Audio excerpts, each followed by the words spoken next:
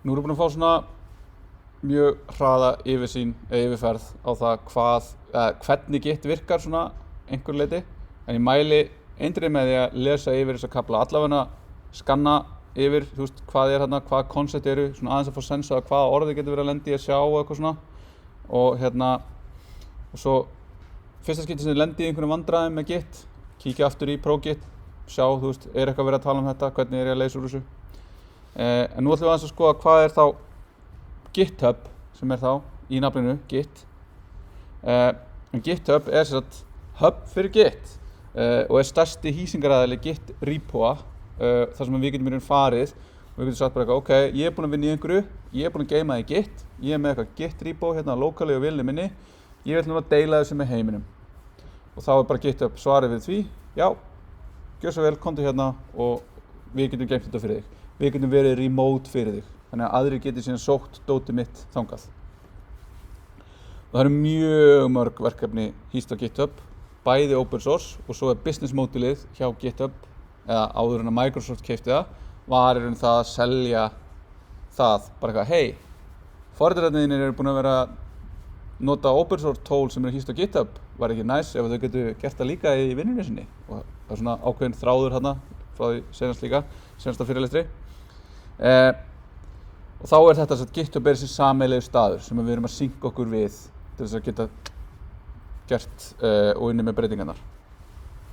Og þá er til eitthvað svona GitHub workflow sem er þannig að við klónum, eða GitHub er líka með annað koncept sem heitir að forka repo, gerum breytingar í bransi sem við sáum áðan, ég sæki verkefnið, ég bý til nýtt brans, ég geri breytingarnum, ég íti breytingunum á GitHub, ég bý til pull request sem er þá í raun requesta það að þú pullir til þín þessar breytingar.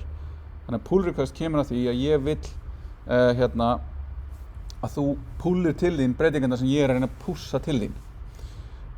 Og þá er sá sem er að vinna í upprunalega repoinu, hvort sem það er eitthvað open source, þannig að ég bara, það er einhver út í heimi sem vill gera einhverja breytingu og biður hérna eitthvað, hey, ég lagaði þetta hérna, þú veist, fann hennar bug og ég gerði þetta, ég lagaði documentation, ég lagaði test, þú veist, gerði eitthvað, þá getum við gert það í þessu pull requesti, við ræðum breytingarnar, lögum hugsanlega hvað var að gerast og eitthvað svona, heyrðu, þetta er kannski ekki alveg rétt, lögum þetta eitthvað og vinnum út úr þessu saman í pull requestinni og síðan mergeum við breytingunum inn í aðalbransið í repoinu.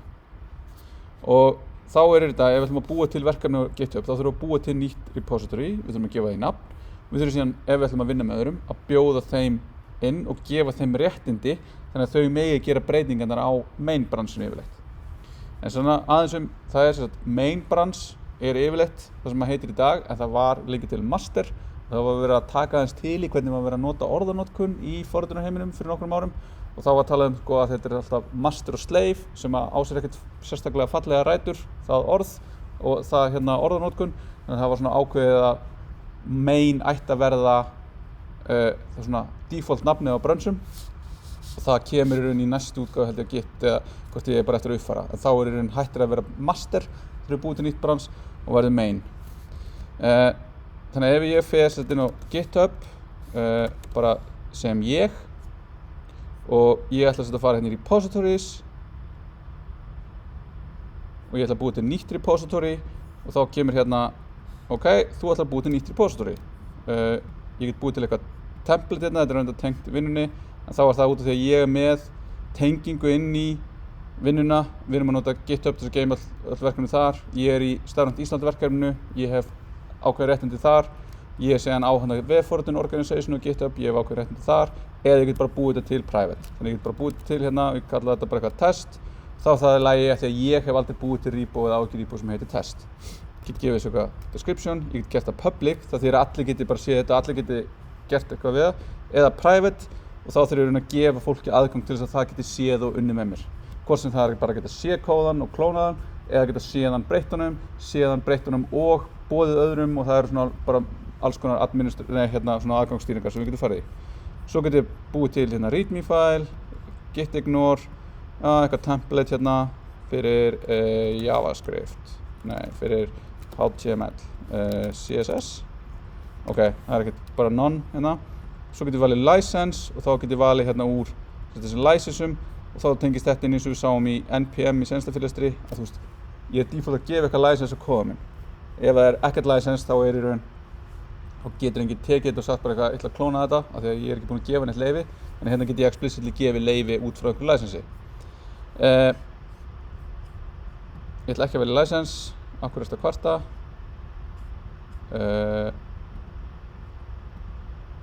Svona, þá bý ég hérna til repositoryið, þá fæ ég þetta og þá er þetta í raun tómt af því að nú er ég bara með repository með tóma committinu, það er ekkert commit þarna og þá er hérna, ég get hérna, ef ég gert þetta áður, þá er þetta slóðin sem ég þarf að kopja til þess að fá remoteið eða að ég get gert hérna og fyllt þessu hér og þá sjáum við hérna, það er bara git init, git add readme, git commit, git branch, þessi hérna skipun sem endur skýrir main branchið, við zoomum aðeins lengur inn, endur skýrir main branchið yfir í main, addar remoteinu sem er þetta test og pushar og setur í raun pushaði hérna á origin main og það sem þetta gerir líka er að segir að main branchið hérna á að trakka origin main. Það sem við erum að segja, þetta main hér, það samsvarandi branch á á origin heitir líka main. Þannig að þau eiga að vera, þetta er sömu branchin. Þannig að ef ég gerir push, þá þarf ég ekki að segja git push origin main, þá er það bara git push og þá veitum þú ert á main á þessu origini er þarna. Ég nota það. Þannig að þá er ég komið með þetta og nú get ég byrjað að vinna. Eða ég er með hérna eitthvað fyrirfram sem skoðum. Svo er þetta readme sem er í raun þetta skjal hérna eins og dæmi sem ég ætla að skoða eftir. Að það er readme er það sem að birtist hér. Þannig að það er það sem tekur við og skýrir hvaða verkefnið er, hvernig þú ert að keyra það, hver er að vinna í því, til hvers er það, af hverju er það til og alls konar. Þannig að þá yfirleitt setja maður einhverjar svona upplýsingar hvernig á ég að nota þetta verkefni. Ég þarf að keyra npm install til þess að sækja til tólin. Svo er eitthvað hérna, við notum git ignore til þess að hunsa þýddaskrár. Í development þá keyrum við npm run dev. Í production, eða til þess að búa til build af production, þá notum við npm run build. En skoðum aðeins náttúrulega hvað það þýðir á eftir. Síðan getur þess að klónað eins og við gerðum áðan og ef ég hef síðan aðgang þá get ég ítt breytingunum og gert þetta. En fork er leið til þess að búa til afrit af GitHub repoi á okkar account. Þannig að þið getur hérna, viljið fá þetta verkefni, þá getur við farið hérna og reyndar út af því að ég á þetta, þá er ég að opna hérna. Já, og ef ég væri loggaður inn, þá geti ég forkað hérna. Já, hérna. Og þá verð ég að vera signaður inn, en ef ég íta á hann hérna, þá byrjum við með signa inn sem ég geti síðan forkað. Þá er það í raun að taka afrit af þessu og geyma það hérna, ekki á webforritum. Ég get gert það hérna. Ég get forkað þetta yfir á OSC og þá fæ ég hérna svona implicit tengingu á milli þessa hérna, að þetta kemur hérðan en ég er að vinna í þessu hérna. Þannig að ég get sagt, og þetta er svona í þessu open source, hei, geggja tólhauðar, en ég vil gera öðruvísi og ég tek bara kóðinn, hann er licensað þannig að ég má bara taka hann og vinna með hann og ég fer bara og ég gerir mína breytingar og þá er ég búinn að forka, þannig að það er hérna sveigja í veginum og það eru 2 útgáfur af þessu tóli og svo kannski 3 eða 4 og þetta er bara mjög hollt fyrir þessi open source verkefni að þetta sé hægt. Og þá getum við gert breytingarnar og gert það sem við erum og þá erum við bara með okkar, við getum pullaði nýjar breytingar frá upstream repóinu en það þýðir ekkert að viðkomandi þurfa að taka við okkar breytingum, við getum ekki pushað þegar við höfum ekki réttindi en við getum alltaf að opna þetta pull request til þess að færa rök fyrir því að það er að gera hlutin öðruvísi. Þannig að þá erum við komið með eitthvað hérna á GitHub og þá er kosturinn við það sem er samt svona, GitHub er mjög stórt og GitHub það er svona ákveðin svona monoculture, bara öll open source, nota GitHub, bara það er bara gefið. Og það þýðir líka að það er bara eitt svona, haha, við erum stærstir, við erum með þetta allt. En það er alveg til annað eins og til dæmis GitLab sem er mjög áhugavert fyrirtæki líka bara yfir höfuð. Það er stærsta remote only hugbúnaðarfyrirtækið, það er að segja, það er enga skrifstofur, það vilja allir remote, bara út allan heim. Þau eru svo með samkeppnisaðila við hérna GitHub. En það er aldrei neitt sem er með nógu mikið push til þess að ná að taka eitthvað chunk úr þessu. Þú ert komin yfir eitthvað ákveði, 80% af markaðinum, þá bara svo mikið, ótrúlega mikið resistance að gera breytingar nema að gerast eitthvað svakalegt. Fólk hélt bara eitthvað, Microsoft að kaupa GitHub, þetta verður hræðilegt eftir mánuð. En það ekki ennþá gerst, þannig að við erum ennþá að nota GitHub mjög mikið. En allavega, það eru fullt af tólum og forritum og alls konar hann úti sem nýta sér síðan það að við getum haft þetta centralized á GitHub og eitt af því Netlify og þau lýsa sér sem Netlify is an all-in-one platform for automating modern web projects. Þannig að þetta er svona í grunninn hýsing fyrir static vefi, þar að segja vefi sem hafa ekki þennan bakenda, það er svona eitthvað vefþjón á bakvið sem keyrir og gerir og græjar eitthvað. Og við erum búin að vera að vinna með bara statíska vefi að því leyti, við erum bara með index.html og style CSS og við erum síðan bara með eitthvað scripts.js eitthvað og það er bara eitthvað sem það þarf ekkert, við erum bara með, forritskóðin þar og hann keyrir bara í vafranum, hann þarf ekkert eitthvað auka server til þess að keyra, þannig að við getum notað Netlify. Og svo þetta í raun, þessi svona nýja bylgjan í vef-forritun í raun að vera bara með allt static og finna síðan þessa litlu hluti eða jafnvel stóru hluti sem þurfa að vera dýnamískir, þar að segja, ég þarf að geta á keyslutíma þegar þið sendir mér einhverja fyrirspurn með einhverjum breytum, þá þarf ég að geta svarað eitthvað með einhverju svari sem unnið í Node.js eða Python eða einhverju og svarað, þannig að ég þarf bakenda. Og þá var það að taka út þessa bita virkni og búa sér til svona serverless lambda function sem þá bara eitt fall sem tekur inn eitthvað input sem þetta sem að notandinn að biðja keyrir eitthvað í bara einhverjum container í cloudinu, oft bara í AWS, Amazon Web Services og svarar okkur síðan með einhverju svari og þannig get ég húkkað því inn í statíska vefinn minn og get þá verið með vef sem 99% statískur en þegar þú sendir mér hafðu sambandformið mitt þá sendir það á lambda funksjónu mitt sem tekur þetta inn, athugar, já, þú skrifaðir netfang og allt rétt og eitthvað, geymir það, sendir mér það í tölvupósti og segir þetta sendist, takk. Og þá get ég verið með svona best of both worlds. En þetta er mjög áhugavert og við skoðum þetta örugglega sem nýtt efni í Webflow 2 núna á næsta misseri. Allavega við ætlum sér núna að fara alveg frá því að vera í FTP, gamla góða FTP yfir í að vera bara eiginlega svona heitasta tólið í bænum. Og það sem við gerum þá er að búa okkur til aðgang hjá Netlify og við þurfum í raun að staðfesta og við getum í raun búið til verkefni þar sem við erum í raun með eitt projekt og einn notanda og þá þurfum við hvorki að gefa upp kreditkort né fá einhverja rukkun, við fáum bara ákveðið svona limit á það hvað við getum keyrt mikið yfir hvern mánuð og við förum þar og við segjum ok, nú vill ég fá nýtt projekt sem á að vera hýst hjá Netlify og við getum tengt það við GitHub. En við getum líka að uploada folder, þannig að það er svona þau eru búin að vera FTP þetta allt þarna en þau bara geta sælað ykkur upp á Netlify og dreifum upp og yfir og pum, þetta er komið. En það var gott fyrir ykkur. Svo deployum við og að deploya er þetta að taka eitthvað commit á GitHub sem þá nýjasta committið eða nýjasta committið á main og setja það í loftið, láta það vera aðgengilegt á internetinu.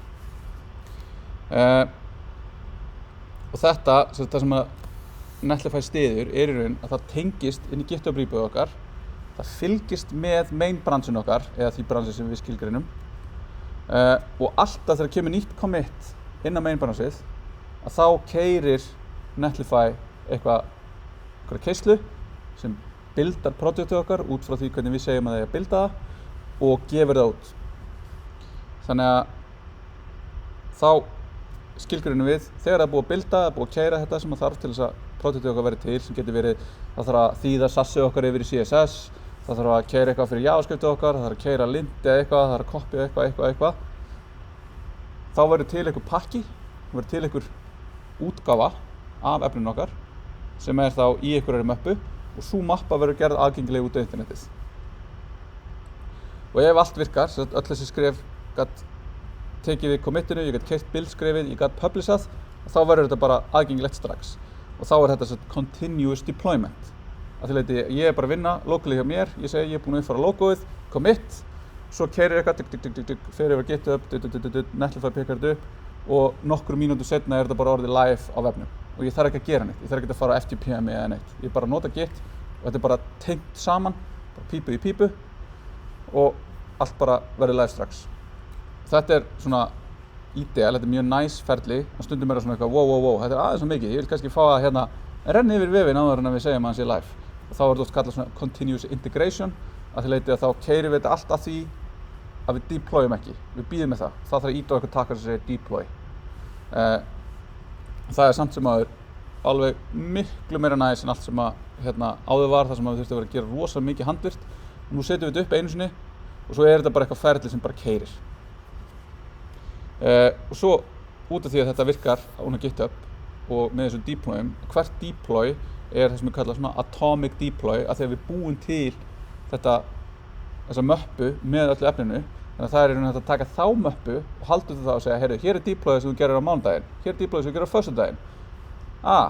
Deployið sem ég var að gera út núna, það er ekki í lagi, þannig ég ætla að bakka og ég ætla bara að fara aftur í deployið sem ég gerir á föstudaginn meðan ég finn út úr þessu. Það er bara einn takki til þess að fara tilbaka í tíma. Þannig að til þess að geta gert þetta, þá getum við nota nákvæmlega öll tólin sem við vorum að nota í seinasta tíma, en við þurfum að bæta við einu tóli og því þurfum við að bæta við til þess að geta gert afrit af HTML-skránni eða skránum okkar og fært þau yfir í þessa build-möppu sem heitir yfirleitt build eða dist fyrir distribution. Það sem í þessari möppu er tilbúið fyrir distribution og til þess að geta isolera þetta allt saman sem þetta deploy, þetta atomic deploy. Þannig að þá erum við með eitthvað auka skref sem að býr til þá SAS fyrir buildið okkar. Svo erum við með þetta copy sem er þá copyaðu allar HTML-skrár úr rótinni, punkturinn er rótin, stjarna fyrir allar sem enda á HTML og færðu þær yfir í build-möppuna, svo taktu afrit bara. Og þá er build skrefið okkar, keyrðu concurrently, SAS build og copy. Þannig að þá er það sem við viljum gera til að búa til þetta production build. Þá er þetta, þó að þetta sé bara SAS-skrá og index.html-skrá, þá er þetta samt í eðlisínu sama ferli og þú ert að gera fyrir risastóra vefi. Það er bara miklu fleiri skrár og miklu fleiri skriftur og miklu fleiri skref sem þú ert að taka en í grunninn það sama. Og þá er þetta sama, við viljum ekki neinar bildaðar skrár, alveg sem við viljum ekki neinar þýddar skrár geymdar í Git. Það er að segja, bildið er bara að búa til snapshot fyrir bildið okkar. En það er samt ekki, við trökkum kóðun okkar í Git, hvert commit er þar, en síðan er build per commit, hvort sem það er þetta commit og svo 10 commitum setna eða 1 commit setna, skiptir ekki máli fyrir okkur út frá Git. Þannig að við viljum heldur ekki neinar bildaðar skrár þar, af því að þær eru afleitar af source-skránum okkar. Þannig að svo lengi sem við höfum source-skránar, þá er alltaf að geta keyrt þetta skref sem er build-skrefið og fengi build með því að bakka bara á þann tíma sem við viljum, keyra buildið á þeim tímapunkti og fá þá build-skránar. Þannig að þetta er bara afleitt stærð, við þurfum ekki að geyma hana. Þannig að við bætum þessu líka við git ignore. Og þá er þetta svona, við erum yfirleitt með node modules, svo erum við með einhverja þýddaskrár sem við erum að keyra í development og svo erum við með einhverja þýddaskrár eða bildaða skrár fyrir production buildið okkar. Ok, þannig að þá er ég búinn hérna í bili og þá ætlum ég bara að fara yfir hérna og ég ætla bara að sýna hérna að hér er ég með þetta verkefni sem við vorum að vinna í seinasta tíma og nú er ég búinn að bæta við þessu hérna, SAS build, copy og þetta til þess að builda. Þannig að núna er ég hérna, stakkum þetta aðeins meira og ég gerir npm run build. Þá er þessi mappa hérna, en ef við bara fjarlægjum hana og við kerum aftur npm run build og þá býr ferlið hana til. Þá fáum við þetta copy hérna af index.html, style CSS og svo source mappin okkar.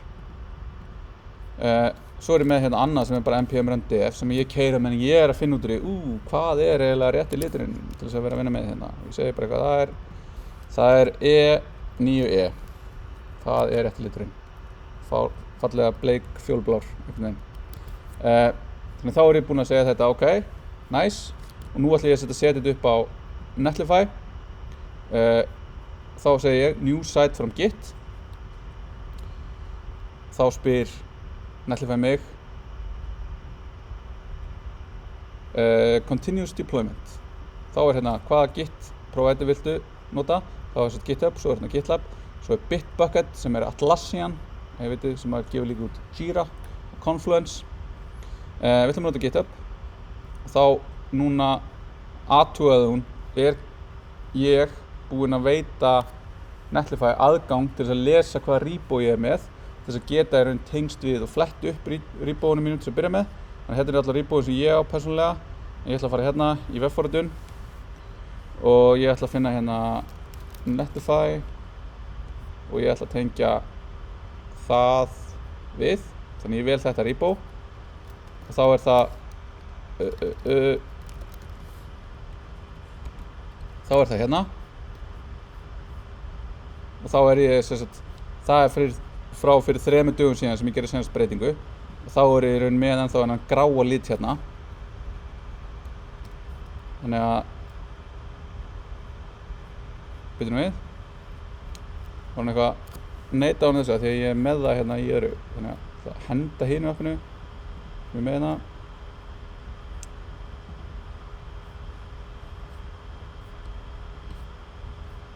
delete. Þannig að fjarlægum þetta veljum þetta aftur hérna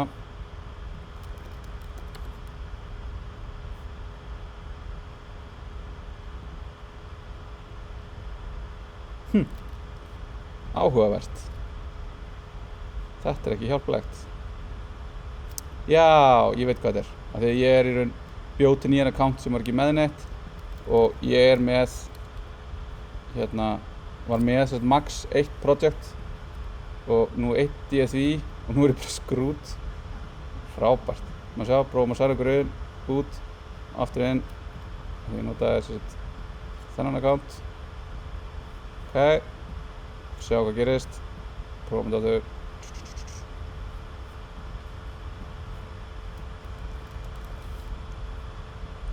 Svona er spurning sko hversu oft er þetta testað hjá þeim sem eiga þessa þjónustu að fólk sé að vera með svona vesen. Prófum það bara hinn accountið minn sem að ég er með hérna kreditkort á bakvið. Kannski er þið til í að leyfa mér að setja þetta upp þar.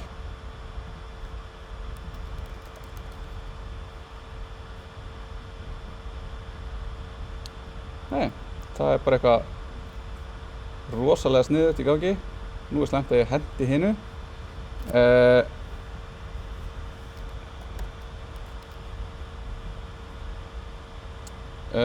Cross origin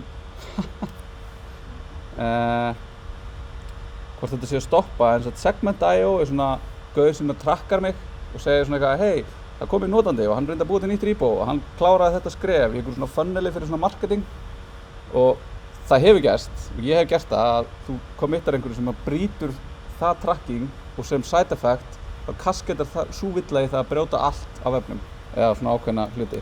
Eins og til dæmis ef þú varst með adblocker þá gast ekki bóka flug hjá Vá af því að það var tracking á því að íta á bóka flug sem trackaði á hérna Google Analytics og ef þú varst með adblocker sem fjarlæði Google Analytics í JavaScript-pakkan þá kom bara null pointer exception og þú gast ekki ítt þannig að ég veit ekki alveg hvað ég að segja ykkur nema bara að reyna þetta aftur þangað til að ég get virkilega sagt þetta er bilað. En sjáum hvað gerist núna þegar við veljum þetta.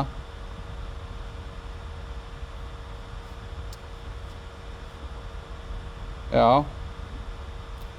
Þá er spurning sko, er það vafrinn minn eða ég gerði þetta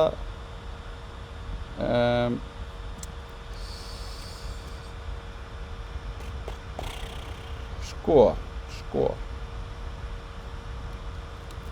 Við getum prófað þetta í Safari. Þetta er bara svona klassískt, það er eitthvað bilað, þá bara prófum við það í öðru. Þá reyndar þurfum við hérna aldrei þægilegt að opna password manager sem svona í upptöku. Þið eru svo gott fólk, þið gerið eftir þó að það hefði eitthvað leikið hérna, en það gerði það ekki.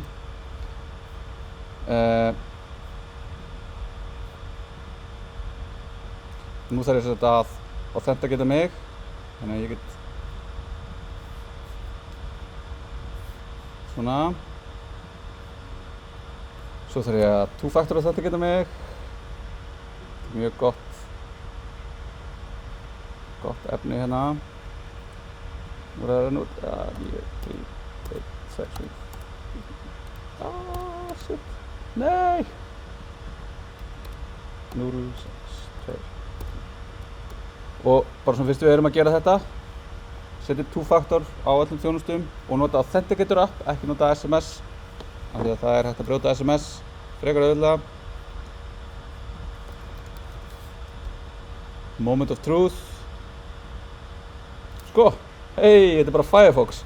Borgar sig að vera á einhverjum svona Firefox vafra. Ok, þannig að nú erum við komið með hérna þetta og þá er hérna teymið sem ætlar að eiga þetta. Branch to deploy, þannig að við viljum reyna main branchið okkar fara hérna inn. Base directory er bara rótin. Kommandið sem við viljum keyra er npm run build. En publish directory á að vera build. Þannig að hérna er, þú veist, hún giskar, hún segir dist er svona greinilega meira að nota. Svo segir bara deploy site. Og þá kemur hérna, ég fekk Silas Swanson sem nafn á sætinu mínu. Og hún segir hérna site deploy in progress. Þá getum við segja hérna production og þá sjáum við hvað er í gangi. Þá kemur hérna build ready to start. Og svo er hún núna að builda. Og það er hérna hægt að keyra build í fleiri umhverfum. Við sjáum hérna hún installar PHP og Ruby og Node og Python. Það er allt tilbúið þarna. Þannig að nú erum við að keyra, og hún segir að þetta er komið. Þetta tók 27 sekundur. Sjáum við hérna Netlify build. Einhvers staðar sjáum við hérna er npm install. Þannig að hérna er installið sem við sjáum bara í konsolinu hjá okkur þegar við keyrum þetta locally. Síðan kemur hérna sas build, copy, þetta sem við vorum að gera áðan. Svo kemur deploy, þá tekur hún og býr til þetta atomic deploy. Tekur það, setur það upp í cloud, hýsingar, dótið, allt sem að Netlify er með, eitthvað þarna bak við tjöldin sem að lætur þetta vera aðgengilegt. Og ég get ítt á preview og þá fæ ég þetta hér með gráa litnum sem ég var með. Og ég er með þetta deploy hérna í sætinu mínu hérna, já. Þannig að núna ef ég fer aftur hérna og ég segi hérna git status, ég er með þetta breytt, git add punktur, git status, sjáum að ég bætti við báðum í að vera staged, git commit, message, uppfæra readme, uppfæra lit, git status. Og nú er þess að your branch is ahead of origin main by 1 commit. Þannig að ég er á undan.